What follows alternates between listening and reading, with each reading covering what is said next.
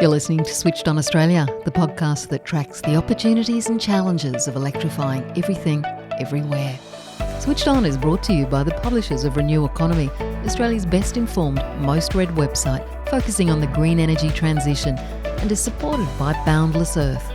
Boundless Earth uses philanthropy, investment and direct advocacy to help Australia become a global force in a decarbonised world. Hello and welcome back to Switched On Australia, where we explore the people, the policies and the projects shaping our clean energy future. I'm Anne Delaney. Thanks for joining me. Every 6 months, Energy Consumers Australia surveys thousands of households to take the pulse on what Australians think about energy, how much it costs, how it's used and whether it's meeting their needs. The latest results have recently been released and they reveal something alarming. Energy hardship is a far bigger and more complex problem than many realise. It's not just households on low incomes or with sky-high power bills that are struggling. 1 in 5 Australian households are now experiencing energy hardship or are vulnerable to energy hardship. And that includes people turning off heating or cooling to save money. Energy hardship is basically when a household can't afford to use energy services that enable them to live a comfortable and healthy life. And with the cost of electricity sitting just behind cost of living pressures as our biggest national concern, the ECA's findings raise urgent questions about how the energy system can better support us all. Ashley Bradshaw is the Executive Manager of Analysis and Advocacy at Energy Consumers Australia, and I started my discussion with him by asking how energy hardship is experienced by people. You can think of it as, holistically, one thing can be, hey, it's really difficult for you to afford your energy bills, either in this moment or over a long period of time, right? That's one way of you can experience energy hardship. Another way can be, let's think of an objective way in which that the amount that you're paying for energy is unfair or puts an unfair burden on you. So to explain that, in Australia, the typical household spends around 3% of their income on energy. And by energy, I'm meaning electricity and gas bills. In Australia and internationally, typically what they look to and define it as is if you're spending double that, so in this instance, 6% of your income on energy bills, you are vulnerable to or experiencing energy hardship. You're considered that's an unfair burden for you to pay. So those two issues talk potentially to low income or high energy use. Where it gets complex is energy hardship can then be expressed by having actually too low energy bills. So for example, in response to high energy prices or perceptions that energy is unaffordable. You don't use the energy. Yes. Yeah. So that's where it's complex, and we'll talk about this in a second. That's why it shows that when we are measuring it, we've got to think about it in multi-dimensional ways. It's not as simple as, hey, you have a low income, therefore you are vulnerable to energy, or you have high energy bills, therefore you are vulnerable to energy. There can actually be a lot of hidden kind of people that are experiencing energy hardship, and that's what our report really shows. And I mean, given all those complex factors in defining energy hardship, how many households do you now estimate are facing energy hardship? And who are these people most likely to be? Yeah, that's a great question. So what we did was this. We have a bunch of questions in our Consumer Energy Report Card survey, which we can talk about the methodology and the purpose of the survey later. But we used 3 indicators to suggest whether someone was perceived as being vulnerable to or experiencing hardship. So one was whether someone said it was very difficult for them to pay their energy bills in the last 6 months. The other one, like I said before, was were they spending 6% or more of their income on energy costs? And the last one was whether someone was in financial stress and telling us they're turning off heating or cooling to save money, right? So what we did was we got those metrics in, and we'd consider someone to be vulnerable to or experiencing energy hardship if they came up as at least one of those indicators. So what did we find? We find firstly that over 1 in 10 households in Australia are spending more than 6% of their income on energy bills, which is quite an alarming factor for a country that's high, like ours. isn't it? Yeah. We hear about similar amounts, slightly less. Around 8% of households say it was very difficult for me to pay my energy bills in the last 6 months. And for me, this is probably the more alarming one, given what it actually means. It's that 7% of households say, under financial stress and I'm turning off heating and cooling to save money. Combined, put that together, we found that around 1 in 5 households in Australia are vulnerable to or actively experiencing energy hardship, which shows that this isn't a marginal issue. This is actually quite a large issue in Australia. Yes, definitely. And just going back to that question about who is most likely to be in energy hardship, who are the people? Can you tell me who they are? Yeah, so there are probably 2 or 3 key drivers that we observed. So first one was income, which is probably unsurprising. So nationally, you can think of it around 20 to 25% of households say they earn less than 50,000 a year. Of the group that we estimated to be vulnerable to or experiencing energy hardship, so that 1 in 5 households, around half of them earned less than 50,000 a year. So that shows that income, right, is a large driver. That was specifically prevalent in the group that was spending more than 6% of their income on energy bills. So 2 out of 3 of those households said they were earning less than 50,000 a year.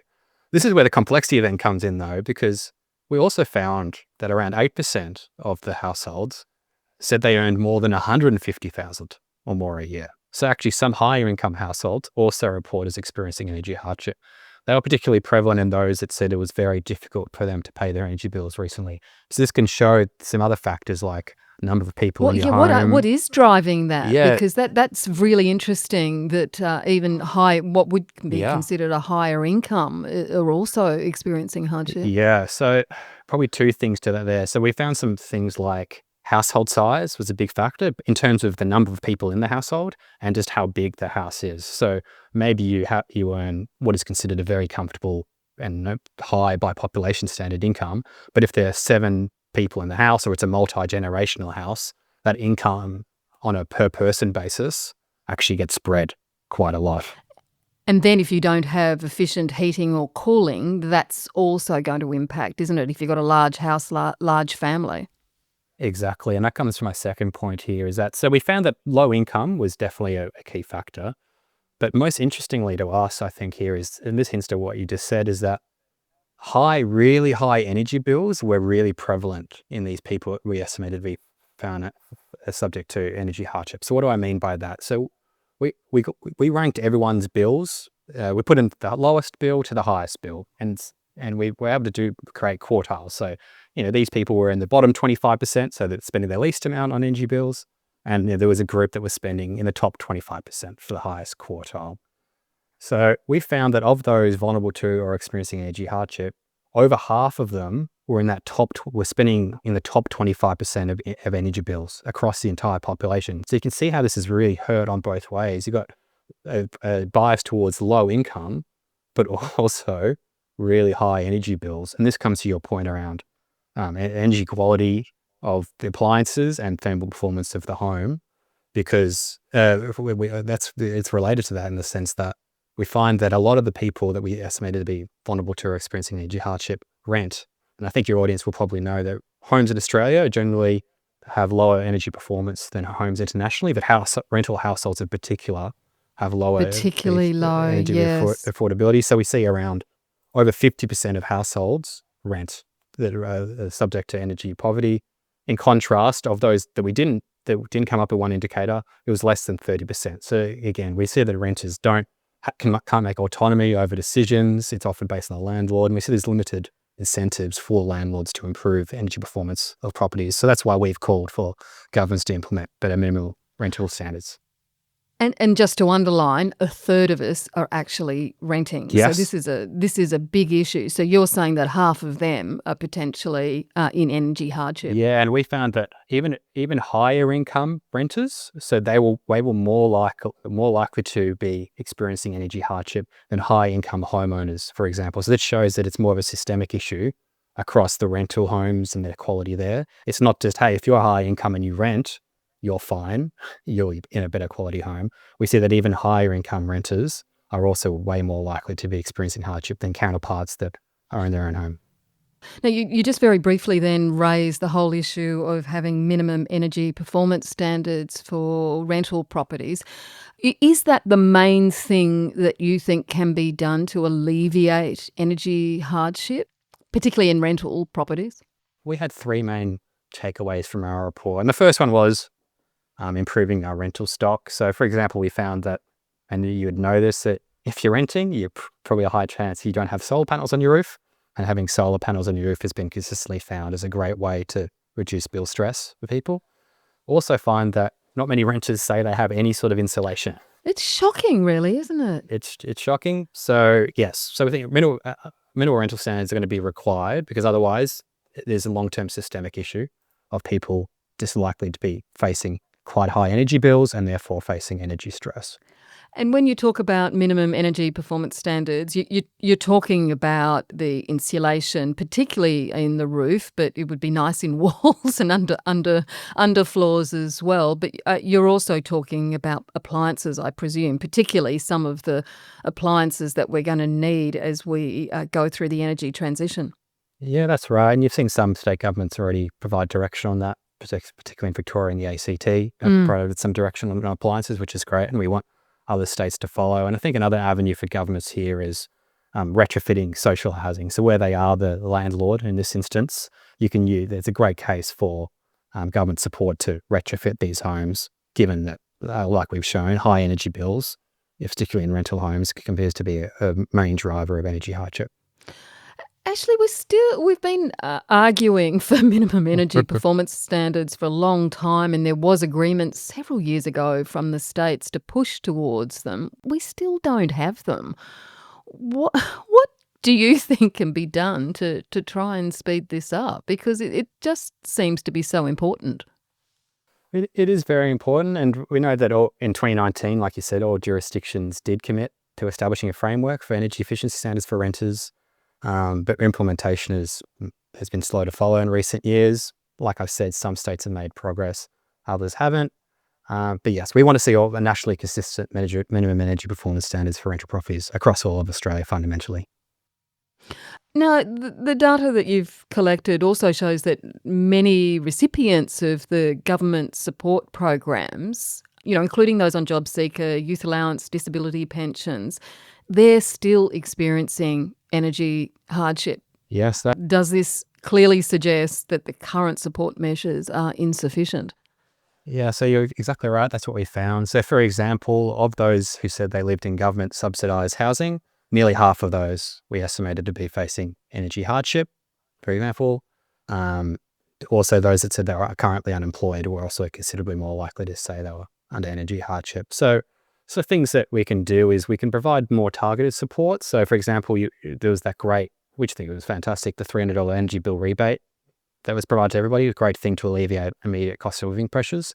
However, we did some follow-up research on that, and we did find that of the households that were aware this rebate existed, and not all did, but of those that did, a large majority actually said they could have easily paid their bills without it. So there could be an opportunity here to provide targeted support for those who do need it. Because as we found that even with that $300 rebate for many households, still we had 1 in 5 households.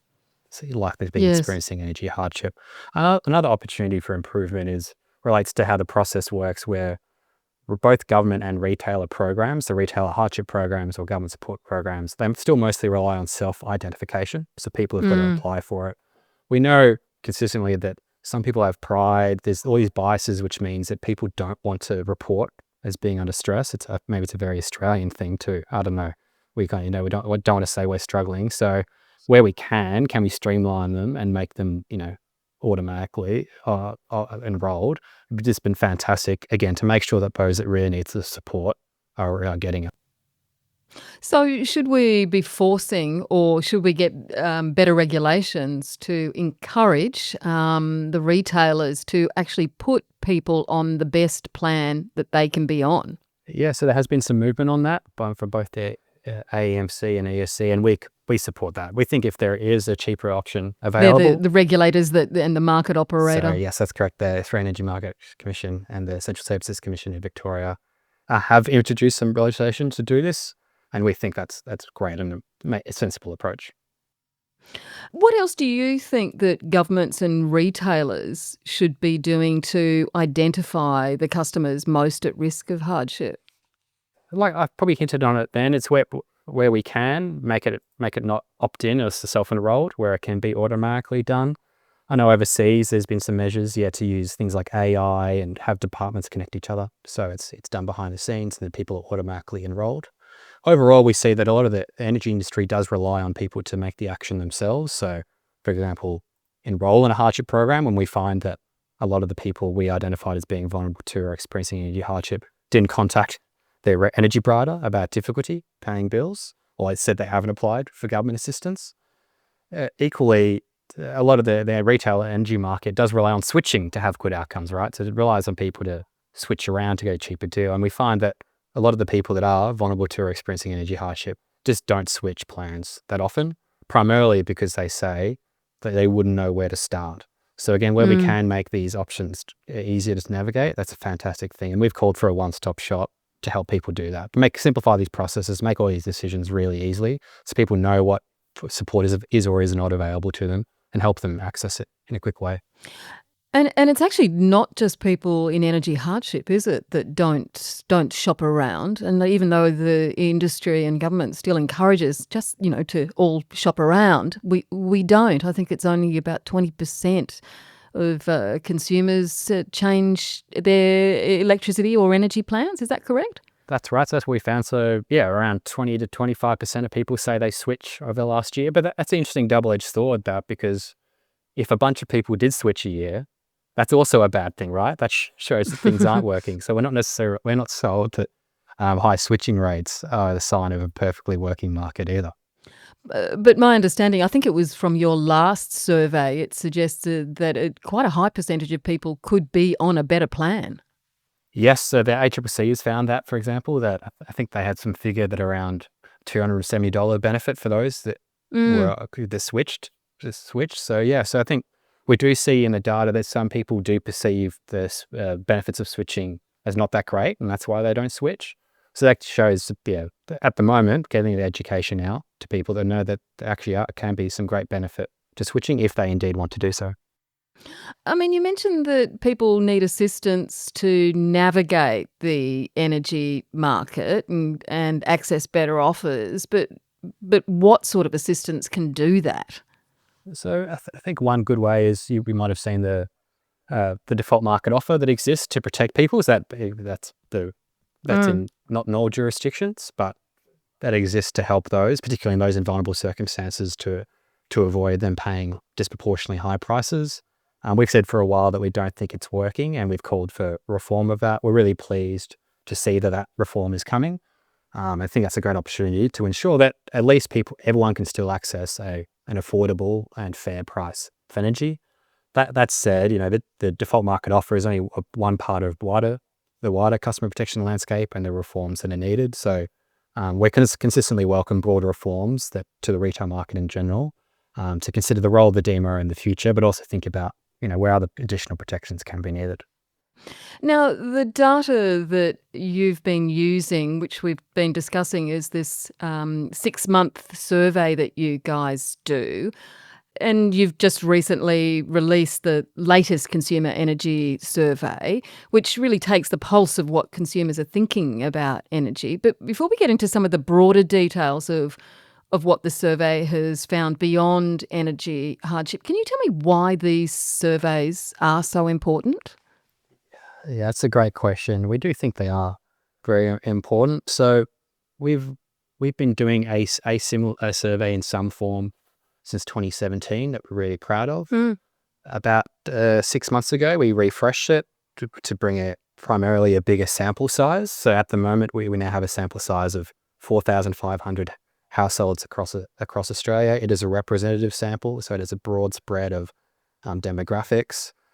Why we think that's really important is it's needed to inform policy, to understand what people are thinking, what their circumstances are, what their drivers are, what their literacy rates are, so many important things that there has been a need for a while for really good evidence on this, and we think this survey helps fill that gap. Now, what does the recent survey say about how concerned Australian households in general are about energy costs? How concerned are they about energy costs? Yeah, so we have a question that we try to benchmark this with other factors. So we ask people, we list a bunch of issues. So the cost of living, the healthcare system, mortgage interest rates, right, education, reliability, and also the cost of electricity and the cost of gas. And ask them to think, oh, no, how big an issue for you is this? We find consistently that just after cost of living and the economy, the cost of electricity is the top concern for people. That's been consistent for a while. So this does show that is front of mind of people, and that's unsurprising given we know the history that electricity bills have increased dramatically above general inflation and wage growth for a while. So it's understandable that people are concerned about it. Even looking forward, we know that there was a recent decisions around the DMO and the default market offer and the Victorian default offer flagging increases next year. So it indicates to us that people are still going to remain concerned about the price of electricity and gas moving forward. And we're not very hopeful that energy prices will get better, are we?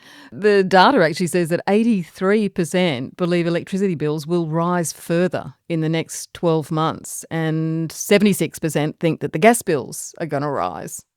Yes, that they do, and that's probably unsurprising, right? Given maybe how people view electricity and the fact that they have over the last many years, felt this consistent increases in these prices. So yeah, the sentiment is unsurprising.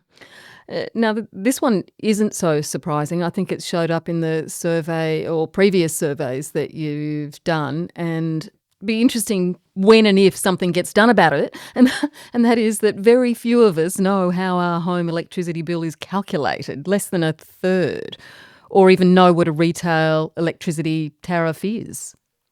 Yeah, so our survey does highlight that for a large proportion of our population, energy literacy and energy engagement is quite low. So we ask a question to elicit how people view the energy system in general. So we find that for a majority of people, they tell us for them energy is essentially just a bill that they pay. They just want a cheap rate, they want their lights to stay on, etc. However, there is a material proportion, I think from off the top of my head, around 46% of the population that say they are interested in being more engaged, right? So having choice over prices, having green energy plans, doing things like that.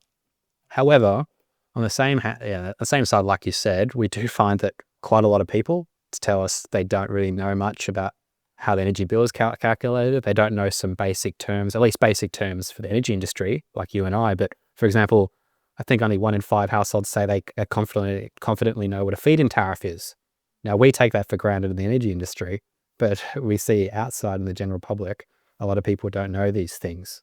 And this low literacy even comes up in those that say they are more interested in, having green plans and switching as well. So it shows us that it's complicated, it's multifaceted, and everyone's different. But we've got to be aware of that low energy literacy and knowledge is there in community, and embrace that, to put that as a function of system design rather than necessarily thinking it as something that we can solve or fix. Yeah, but I mean, it's also something that I think the government surely should put back onto the industry. In fact, I had an interview with Saul Griffith the other day, who does know a few things about energy, and he said that he actually consulted somebody else working in the industry about how to read his energy bill, which really suggests that we've got to put it back onto the industry to some extent, don't we?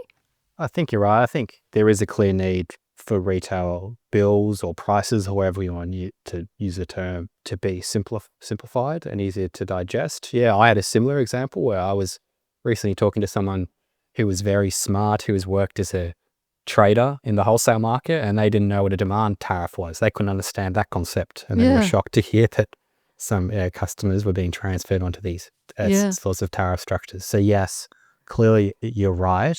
This is very complex and probably unnecessarily complex. Unnecessarily so, definitely. And leading on from that, there was a question that you asked, what is the one thing people want as part of their electricity plan that they don't have? And I thought it was interesting that many said being able to monitor electricity use and optimal times to use. I mean, along with cheaper and better prices, I thought that was really interesting. Does that show that there is maybe a growing interest in looking at or delving into energy for people, or am I being a bit too hopeful?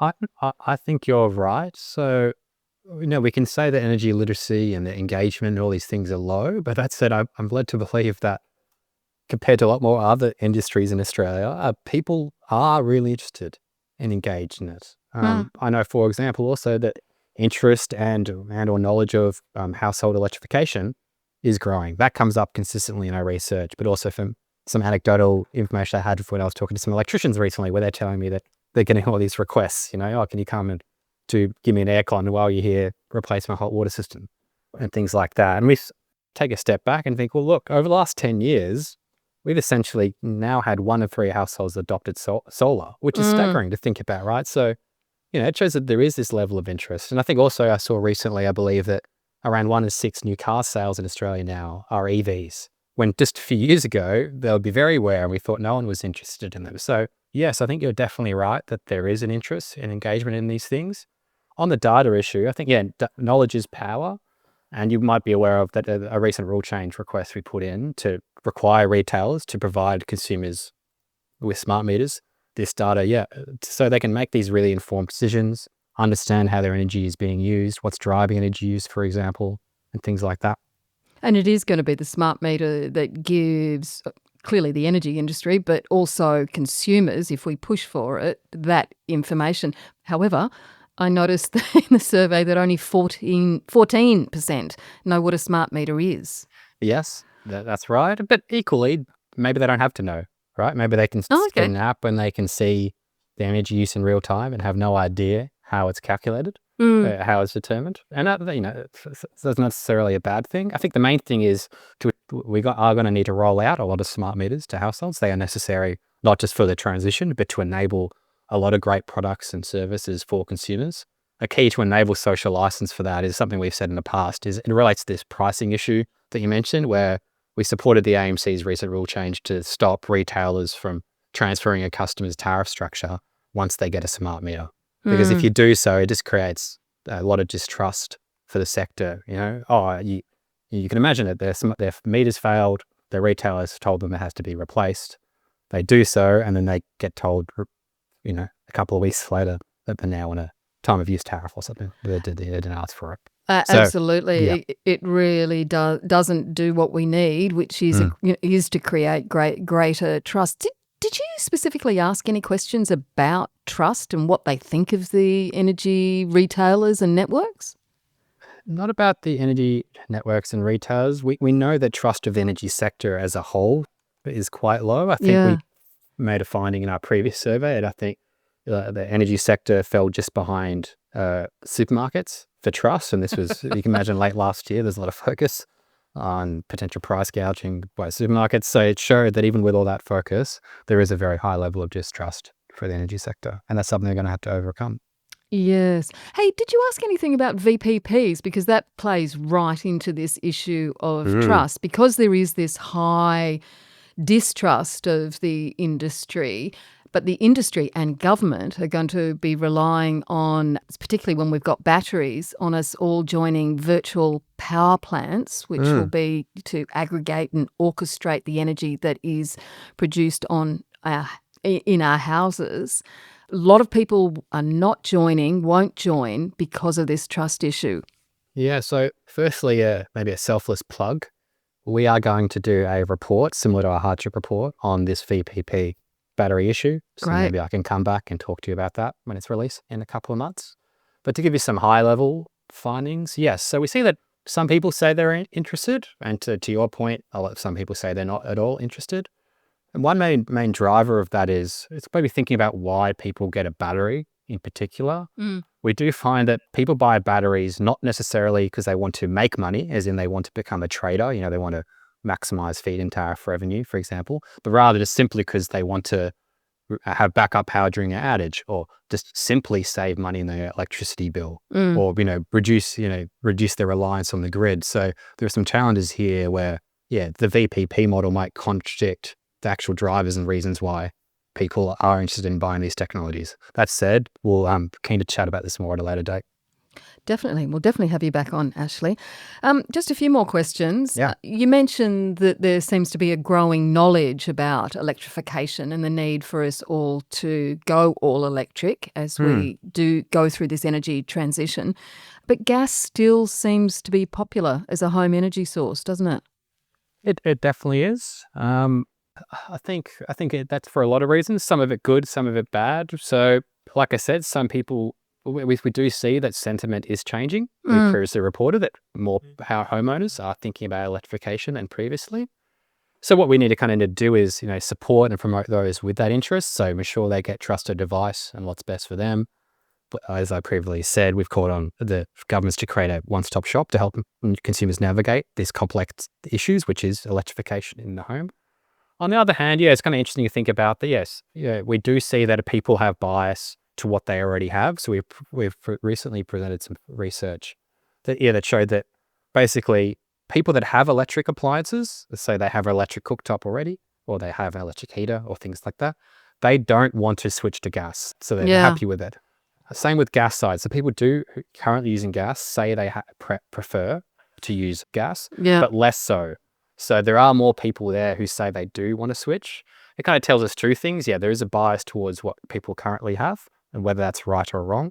But equally, if people did switch to electric, in a lot of instances, maybe they wouldn't care ultimately. Because I imagine people largely just want heating. They want the heating to work when it's on. They want hot water when they need it, right? They're maybe not necessarily think about the type of appliance or the type of underlying technology behind it. Do you reckon high prices is going to assist with electrification? Because let's face it, it's going to be cheaper. I think so. We previously made the case through our Stepping Up report that households that do electrify will save money on their bills, both through electric vehicles and electrification of their heating and cooling. I think also a big factor here is with this energy, with the government support of batteries, for example, that just also makes the case for electrification stronger, right? So if you have a battery, it makes sense more and more to shift all usage you can to electricity. So we can see that, maybe these things can sort of snowball a bit, right? Where they kind of grow on top of each other. When you do one thing, maybe you get an EV and then you go, oh, this isn't too bad. Hold on, why am I doing this? And you can see it could maybe happen quite fast from there. Well, it's not simply a case of this isn't too bad. It's really fantastic driving an electric vehicle. Just a final question. I was also interested to see in the data that a quarter of energy consumers say they have considered disconnecting from the electricity grid. And I know not all of them have plans to disconnect, but that consideration, does this mean that the energy industry really has to give households a better deal? That was probably the most surprising and stark finding for me as well. Like I said, let's have a chat in a couple of months when we've done a report on this. But yes, first thing. So around 2% of households in our survey say they are already off-grid, right? So there are some people that already are. However, many of these people who say they're off-grid then tell us they have a retailer and do things like that. So it tells us that maybe how consumers understand off-grid, it may not be exactly like we think. It may not be, like fundamentally disconnecting. They might view it as, hey, I'm self-sufficient. Hey, I still pay a fixed charge, but I'm relatively self-sufficient, or I'm close enough to being it. Yeah, so that's interesting. We'll probably dig more into it later. But to your point, yes, it does show, and it kind of goes to the point around VPPs. And, people buy batteries fundamentally probably because they don't want to pay energy bills, not because they want to trade. So to your point, it shows that these products do need to give a better deal than simply just using the battery just for your own purpose. Yeah. Ashley Bradshaw, thank you so much for joining the Switched On podcast today. Thanks very much for having me. And Ashley Bradshaw is the Executive Manager of Analysis and Advocacy at Energy Consumers Australia. And I'll try and get Ashley back onto the podcast when they have more information about going off-grid and virtual power plants. Please don't forget to like, to rate, to comment on your favourite podcast platform if you like what we do here at Switched On Australia. And until next time, I'm Anne Delaney. Take care.